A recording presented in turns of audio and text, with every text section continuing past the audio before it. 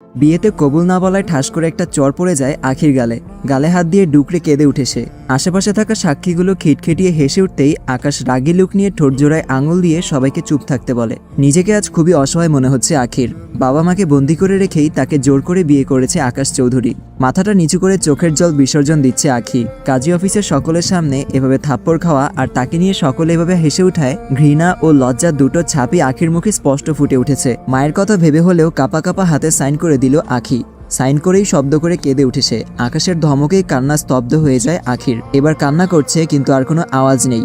ভিতরে ভিতরে বুকটা ফেটে যাচ্ছে আখির। আখিকে গাড়িতে উঠিয়ে আকাশ সোজা বাড়ি নিয়ে বাবার সামনে দাঁড়ায়। বাবা, আমি বিয়ে করে ফেলেছি তোমার পছন্দ করা মেয়েকেই। তোমাকে না জানিয়ে অন্যায় করে ফেলেছি জানি, প্লিজ বাবা ক্ষমা করে দাও। আসিফ সাহেব মুখে একটা হাসি ফুটিয়ে বলে, বিয়ে কি জোর করে করেছিস নাকি তোদের দুজনের ইচ্ছেতেই? কি বলো বাবা, আমাদের দুজনের ইচ্ছাতেই বিয়েটা হয়েছে। ও তাহলে ঠিক আছে, আয় ভেতরে আয়। মাথা নিচু করে দাঁড়িয়ে সবকিছু শুনে যাচ্ছে আখি। তাদের ইচ্ছাতেই বিয়েটা হয়েছে এটা ভাবতেই চিৎকার দিয়ে বলতে ইচ্ছা করছে সত্যিটা, কিন্তু বলতে পারছে না, কারণ তার মা এখনো আকাশের হাতে বন্দী। ঘরে প্রবেশ করতেই সাগর দেখে ঘরটা ফুলে ফুলে সুসজ্জিত। কি হলো বাবা, বাড়িটা এমন করে সাজিয়েছ যেন তুমি জানতে আমি আজ বিয়ে করছি? হ্যাঁ, ফাহিম আমাকে আগেই বলেছে তোরা দুজন বিয়ে করতে যাচ্ছিস, তাই বাড়িটা হালকা সাজিয়ে নিলাম। আমার একমাত্র ছেলে বলে কথা। আকাশ ফাহিমকে একপাশে ডেকে বলে, তুই আবার সত্যিটা বলে দিসনি তো? আরে না ভাইয়া, চাচাকে কি আমি এসব বলতে যাব? বলেছি তুমি আর ভাবি বিয়ে করতে যাচ্ছ, ব্যাস। ভালো করেছিস। আর শোন, বাবা যেন এই ব্যাপারে কিছুই জানতে না পারে। বাসর ঘরে বসে আছে আখি। একটু আগে কয়েকটা মেয়ে এসে সাজিয়ে দিয়ে গেছে তাকে। দরজা খুলে ভেতরে প্রবেশ করে ছোট্ট একটা কাশি দিল আকাশ। মাথাটা নিচু করা অবস্থায় শান্তভাবে আখি বলে উঠল, আপনার কাজ শেষ? আকাশ বলল, বলতে পারো। আখি বলল, আম্মুকে কি ছেড়ে দিয়েছেন নাকি এখনো আটকে রেখেছেন? তাকে কাজ শেষ হওয়ার সাথে সাথেই ছেড়ে দিয়েছি। শাশুড়ি বলে কথা, খবরদার আপনার ওই মুখে আম্মুকে শাশুড়ি দাবি করবেন না। আকাশ বলল, তুমি আমার বিয়ে করা স্ত্রী, তো সেও আমার শাশুড়ি হয় তাই না? আখি বলল, আমি আপনার স্ত্রী নই, কারণ আমি আপনাকে স্বামী হিসেবে মানি না। আর হ্যাঁ, একদম অধিকার ফলাতে আসবেন না। আপনি যদি জোর করেন তাহলে কি দেহ পাবো কিন্তু মন পাবো না, তাই তো? আমি তোমাকে দেহের জন্য বিয়ে করিনি, বাবার কারণেই বিয়ে করেছি তোমাকে। তোমাকে আমার বাবাই পছন্দ করেছে। বাবাকে খুশি করতেই বিয়েটা করেছি আমি, কারণ বাবা একজন মৃত্যুর পথযাত্রী। খুব জোরে 4 মাস সময় দিয়েছে ডাক্তার। এর ভেতরে বাবার সকল আবদার পূরণ করে ইচ্ছা অনিচ্ছাকে প্রাধান্য দিয়ে বাবাকে সবসময় খুশি রাখবো আমি। তাই বাবাকে খুশি করতেই তোমাকে বিয়েটা করেছি আমি। যদিও তোমাদের বাড়িতে সেদিন বাবা বিয়ের প্রস্তাব নিয়ে গিয়েছিল, তোমার মা মুখের উপর না বলে দিয়েছিল। সেই দিন বাবাকে বলেছিলাম যে আমি বিয়ে করলে তোমাকেই করব।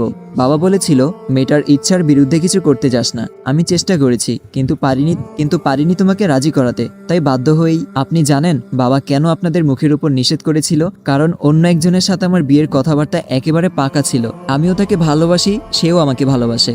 এখন একটি অ্যাড চলবে, আপনারা চাইলে স্কিপ করতে পারেন। ওয়ানেক্স হচ্ছে সবচেয়ে বিশ্বস্ত বুকমেকার, যা পিএসজি এবং সিরিয়া অ্যাপের অফিসিয়াল পার্টনার। খুব শীঘ্রই ইন্ডিয়ান প্রিমিয়ার লিগ শুরু হতে চলেছে এবং এটি সবচেয়ে বড় সুযোগ আপনার প্রিয় দলকে সমর্থন করার। এই অ্যাপে আপনি cricket, football, tennis live match দেখতে এবং তাদের স্কোর ভবিষ্যৎবাণী করে সহজে অর্থ উপার্জন করতে পারবেন। সেই সাথে BMW গাড়ি, আইফোন, ল্যাপটপ এবং আরো অনেক নগদ পুরস্কার জেতারও সুযোগ রয়েছে। এই অ্যাপটিতে আপনি crash, crystal, under and over 21 ইত্যাদি গেম খেলে সহজেই আয় করতে পারবেন। আপনি বিকাশ, নগদ, ব্যাংক, ক্রিপ্টো, পেপাল এবং অন্যান্য সহজ পদ্ধতির মাধ্যমে সহজেই আপনার জেতা টাকা তুলতে পারবেন। এখানে আপনি 24 ঘন্টা 7 দিন গ্রাহক সহায়তা পাবেন। তাই এখনই পিন কমেন্টের লিঙ্ক ব্যবহার করে রেজিস্ট্রেশন করুন অথবা গুগলে ওয়ানেক্স সার্চ করে রেজিস্ট্রেশন করুন। আর হ্যাঁ, রেজিস্ট্রেশনের সময় আমার প্রোমো কোড ওয়ানমারুফ ব্যবহার করে প্রথমবার ডিপোজিটে 20,000 টাকা পর্যন্ত জেতার সুযোগ পান।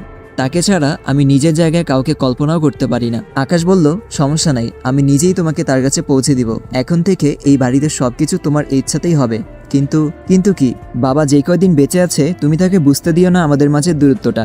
বাবা যেন বুঝে আমরা দুজনেই খুব সুখে আছি। প্লিজ, শুধু এই 4টা মাস। বিছানায় চুপ করে বসে আছে আখি। আকাশের কথায় কি উত্তর দেবে ভেবে পাচ্ছে না। বাবা নামটার প্রতি যে সে ছোটবেলা থেকেই দুর্বল। জন্মের আগেই বাবাকে হারায় সে।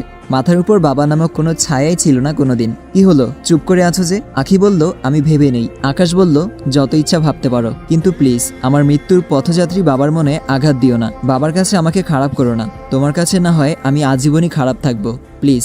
আখি বলল, ওকে, আমি ভেবে দেখব। এখন আমার ঘুম পাচ্ছে, আপনি সোফায় গিয়ে ঘুমান। আকাশ আর কিছু না বলেই একটা বালিশ নিয়ে সোফায় গিয়ে শুয়ে পড়ে। শাড়িটা চেঞ্জ করে একটা টি-শার্ট গায়ে শুয়ে পড়ল আখি। দু চোখ লেগে আসছে না কিছুতেই। মনে আসছে নানান চিন্তা। কি করবে সে? মৃত্যুর পথযাত্রী একটা বাবার মনে আঘাত দিবে, নাকি আকাশের নকল বউ হয়েই অভিনয় করে যেতে হবে তাকে? কিন্তু ওদিকে রাফিন সেও তো আমায় খুব ভালোবাসে। একজন বাবাকে খুশি রাখতে গিয়ে তার সাথে প্রতারণা করে ফেলবো না তো? তাকে বিষয়টা খুলে বললে কি সে বুঝবে, নাকি আমার আকাশের বাবার মনে কষ্ট দিয়ে তাকে ছেড়ে চলে যেতে হবে? বিয়েটা আখির ইচ্ছায় না হলেও আকাশের বাবার কথা ভেবে আকাশের সাথে 4 মাস থাকতে রাজি হয় সে। কারণ একজন মৃত্যুর পথযাত্রী বাবার মনে কষ্ট দেওয়াটা ঠিক হবে না এটা ভেবে। আকি ছোটবেলা থেকে বাবার আদর পায়নি বলে বাবা শব্দটার প্রতি একটা দুর্বলতা আছে তার। হয়তো সেই দুর্বলতাটাই তাকে এখন এভাবে ধরে রেখেছে। সকালের সকল নাস্তাই তৈরি করা হয়ে গেছে আর তা সাজিয়ে রাখা আছে টেবিলে। আকাশই তৈরি করেছে এইসব। রান্না যে তার নিজেকেই করতে হয়, কারণ বাবা বলেছিল কোনো কাজের মেয়ে রাখা হবে না এই বাসায়। যতদিন বিয়ে না করবি ততদিনই এভাবে রান্না করতে হবে। সকল কিছু শেষ করে আকাশ চলে যায় আখিকে ঘুম থেকে ডাকতে। ওদিকে ফ্রেশ হয়ে রুমে বসে আছে আখি। আকাশ রুমে প্রবেশ করে আখির দিকে চোখ পড়তেই একটু থমকে যায়। কাল রাতের চাইতেও আখির চেহারায় দ্বিগুণ সৌন্দর্য ফুটে উঠেছে। অদ্ভুত এক মায়া কাজ করছে তার ওই গভীর চাহনিতে। সবচাইতে বেশি সৌন্দর্য ফুটে উঠেছে আখির ওই ঠোঁট জোড়ায়। ইচ্ছা করছে কাছে গিয়ে হাত দিয়ে আলতো করে ঠোঁট জোড়া ছুঁয়ে দিতে, কিন্তু সেটা যে সে পারবে না। কারণ সকলের কাছে এটা রিয়েল ম্যারেজ মনে হলেও তাদের দুজনের কাছে এটা কন্ট্যাক্ট ম্যারেজ, যার মেয়াদ হয়তো খুব জোরে 4 থেকে 5 মাস। আখি বলল, কি হলো, এভাবে তাকিয়ে আছেন কেন? আখির কথায় ধ্যান ভাঙে আকাশের। আখির থেকে চোখ সরিয়ে বলে উঠে, টেবিলে নাস্তা রেডি করা আছে, ফ্রেশ হয়ে নাও। আখি বলল, আমি ফ্রেশ হয়ে নিয়েছি, চলুন। আখি, আমি বুঝেছি আপনি কি বলবেন। আপনার বাবা কিছুই বুঝতে পারবে না। আমি রাজি আছি আপনার বাবাকে হাসি খুশি রাখতে। আমার বাবার প্রতি দুর্বলতাকে কাজে লাগিয়েছেন আপনি। আপনি সবসময় আমার কাছ থেকে দূরে থাকবেন আর রাফিনের বিষয়টা মাথায় রাখবেন। আকাশ বলল, বলেছি না সবকিছুই তোমার ইচ্ছাতেই হবে। আখি বলল, ওকে চলুন। টেবিলে বসে নাস্তা করছে 3 জন মিলে। তার মাঝেই আসিফ সাহেব বলে উঠে, বৌমা, তুমি এই বাড়িতে এসেছো মানে এই বাড়িটা সাজিয়ে রাখার দায়িত্ব এখন তোমার। ইনফ্যাক্ট এই পুরো বাড়িটাই এখন থেকে তোমার। আসিফ সাহেবের দিকে তাকিয়ে একটা মুচকি হাসি দেয় আখি। আকাশ চুপচাপ খেয়ে যাচ্ছে। আর হ্যাঁ, এখন থেকে আমি আর আকাশের হাতের রান্না খাবো না। তোমার হাতের রান্নাই এখন থেকে আমার একমাত্র আহার। এবার আকাশের দিকে একটু ভ্রুকুচকে তাকায় আখি। রান্না করবে আর সে? রান্নার রটাই সে ঠিক বুঝে না, আর সে রান্না করবে? দেখেন মিস্টার আকাশ, আমি কোনো রান্নাবান্না করতে পারবো না। আকাশ বলল, তুমি না বাবাকে হাসি খুশি রাখবে বলেছ? আখি বলল, প্রথমত আমি এইখানে থাকতে রাজি হয়েছি শুধু আপনার বাবাকে একটু সঙ্গ দিতে। দ্বিতীয়ত আমি কোনো রান্নাবান্না পারি না। আকাশ বলল, তাহলে তো দেখছি তুমি একেবারেই ঢ্যাঁড়স। মেয়ে হয়ে রান্নাবান্না পারো না, এটা ভাবা যায়? আখি বলল, একেবারেই পারি না তা না, আমার কিছু স্পেশাল রেসিপি আছে। আকাশ বলল, কি কি? ডিম আমলেট, ডিম সেদ্ধ আর চা। আকাশ বলল, খুব স্পেশাল তোমার রেসিপিগুলো। রাফিনের বাসায় গিয়ে তার বাবা মাকে সারা জীবন এগুলোই খাইয়ে রাখবে নাকি? আখি বলল, সেটা পরে দেখা যাবে, শিখে নিব। আকাশ বলল, তুমি চাইলে এই 4 মাসে আমার কাছ থেকে সকল প্রকার রান্না শিখতে পারো। আর বাবার চাহিদা এটাই, তোমার হাতের রান্না খাবে সে, আর তার সাথে বসে একটু গল্প করবে। জানো, আমার বাবার অনেক আশা ছিল তার একটা মেয়ে হবে। তার আশাও পূরণ হয়েছিল। আমার বয়স তখন মাত্র 8 কি 9 হবে।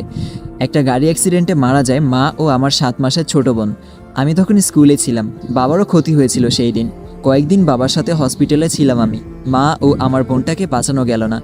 তারপর থেকে আমি আর বাবা খুব আদরে বড় করেছে আমায়। মায়ের অভাবটা বুঝতে দেয়নি কিছুতেই। আখি বলল, থাক, বেশি ইমোশনাল হওয়ার দরকার নেই। আমি শিখে নিব আপনার কাছ থেকে রান্না।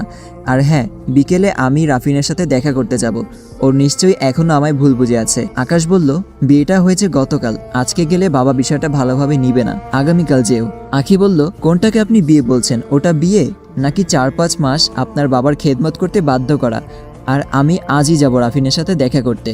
আকাশ বলল, প্লিজ বোঝার চেষ্টা করো, কালকে তোমার সাথে আমিও যাব। আমি নিজে রাফিনকে সব বুঝিয়ে বলবো। বিকেলে ব্যালকনিতে বসে আছে আসিফ চৌধুরী। হাতে 2 কাপ চা নিয়ে আসিফ চৌধুরীর পাশে গিয়ে দাঁড়ায় আখি। আরে আখিমা, তুমি ভালোই করেছো এসে, একা একা ভালো লাগছিল না। এই নিন, আপনার জন্য চা নিয়ে এসেছি। হ্যাঁ, এই সময়টায় আমার চা খুব ভালো লাগে। আর মেয়ের হাতের চা তো কোনো কথাই নেই। কিন্তু তোমাকে আমি এখনো মেয়ে মনে করতে পারছি না, কারণ আসার পর থেকে তুমি আমায় একবারও বাবা বলে ডাকোনি। বাবা? বিষয়টা আবারও ভাবিয়ে তোলে আকিকে। সত্যিই কি এই লোকটাকে সে বাবা ডাকবে, যে কিনা আমাকে নিজের মেয়ের মতো মনে করে, আমার মাঝে নিজের মেয়েকে খুঁজে পায়? হ্যাঁ, তাকেই বাবা ডাকবো, কিন্তু আকাশের সম্পর্কে নয়, অন্য একটা সম্পর্কে। কিন্তু এই সম্পর্কটার নাম কি হবে? যাই হোক, এই নিন বাবা, এবার চাটা নিন। হ্যাঁ, এবার ঠিক আছে। তোমাকে আমি সত্যি সত্যিই নিজের মেয়ের মতো ভাবি। বাবা মেয়ে মিলে অনেকক্ষণ আড্ডা দিল সেখানে। রাতে খেয়ে ঘুমানোর সময় আদাশোয়া হয়ে ভেবে যাচ্ছে আখি, এতদিন পর সে সত্যিই একটা বাবাকে খুঁজে পেয়েছে। সারাটা দিনই খুব ভালো লেগেছে বাবার সাথে সময় কাটিয়ে, কিন্তু এই খুশিটা যে দীর্ঘ সময়ের জন্য নয়। আকাশ তখন সোফায় গভীর ঘুমে। আকাশের দিকে তাকিয়ে একটা দীর্ঘশ্বাস নিয়ে ঘুমিয়ে পড়ে আখিও।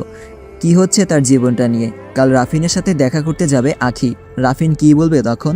রাফিনের সামনে দাঁড়ানোর সাহসটা যে নেই আখির। তবুও তাকে দাঁড়াতেই হবে। রাফিনকে বিষয়টা বুঝিয়ে বলতে হবে।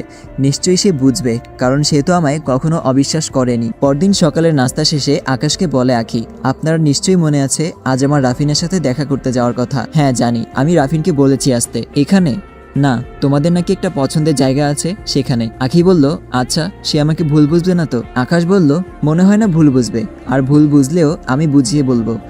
বিকেলে বাবাকে বলে রওনা দিল আকাশ আঁখিকে নিয়ে। রাফিন হয়তো সেখানে অপেক্ষা করছে তাদের জন্য। ড্রাইভিং সিটে বসে ড্রাইভিং করে যাচ্ছে আকাশ, আর বারবার আর চোখে তাকাচ্ছে আঁখির দিকে। রাফিনের সাথে দেখা করতে যাবে।